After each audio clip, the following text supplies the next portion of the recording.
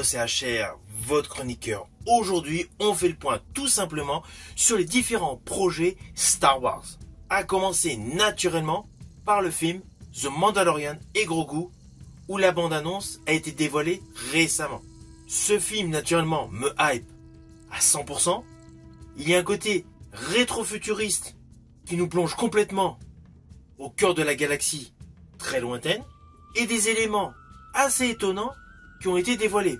Je pense naturellement au vaisseau que pilote le Mandalorian, Din Djarin. On a l'impression qu'il est reparti sur un ancien vaisseau. À cela s'ajoutent certains éléments de la bande-annonce qui font penser qu'on va voyager sur plusieurs planètes, ce qui est naturellement pour le plus grand plaisir des fans. Donc déjà, cette première news, on est rassuré, il y a enfin un nouveau film Star Wars qui va sortir sur les grands écrans. Ça, c'est factuel. En plus, il est sûr d'attirer une grosse partie du public qui ont tout simplement aimé les aventures de Mando sur Disney+. Donc perso, je pense que ce film The Mandalorian et Grogu va rentrer dans ses billes. Surtout que le budget est largement en dessous des différents opus des différentes trilogies. Donc de ce côté-là, je me fais aucun souci. Là où je suis étonné, c'est qu'il y a beaucoup de rumeurs sur plusieurs films qui doivent être mis en chantier. Notamment avec Daisy Ridley, la dernière héroïne de la saga Star Wars, qui reviendrait dans un nouveau film pour assurer une sorte de passation. Il n'y a rien de confirmé là-dessus, mais je reste perplexe. Comme une trilogie qui serait finalement mise en chantier par Bryan Johnson. On nous a dit qu'elle était abandonnée, on nous a dit qu'elle était reprise, puis on nous a dit que c'était à nouveau abandonné, et apparemment, peut-être que ça repartirait dans les tuyaux. Ça, cela reste assez hasardeux. Ce qui est concret, c'est l'autre grand film Star Wars en chantier, intitulé Star Wars Starfighter, avec Ryan Gosling dans le rôle principal. Alors là, l'histoire est totalement innovante, totalement inconnue du public. Une seule photo de tournage a fuité, avec l'annonce d'une date de sortie en mai 2027.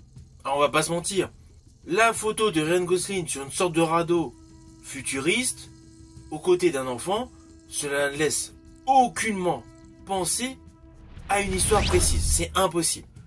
Donc c'est clair, c'est un projet abouti, c'est un projet qui est en tournage, mais nous ne connaissons rien du tout. Concernant les projets cinématographiques, The Mandalorian et Grogu, c'est fait, c'est bon, ça va sortir, et celui-là se doit d'être correct, d'être convenable, vu que toutes les saisons mettant en vedette Din Djarin étaient bonnes. Ce nouveau film avec Ryan Gosling, Star Wars Starfighter, peut apporter du peps à la saga Star Wars. Apparemment une histoire totalement innovante, mais dont on ne connaît rien. Quant aux autres projets cinématographiques, beaucoup de statu quo, comme le film sur l'ancienne République réalisé par James Mangold. Pareil, pour l'instant, statu quo. Ceci dit, concernant Disney+, il y a de la nouveauté. Nous allons voir prochainement, sur la fameuse plateforme Mickey, la saison 3 de Vision.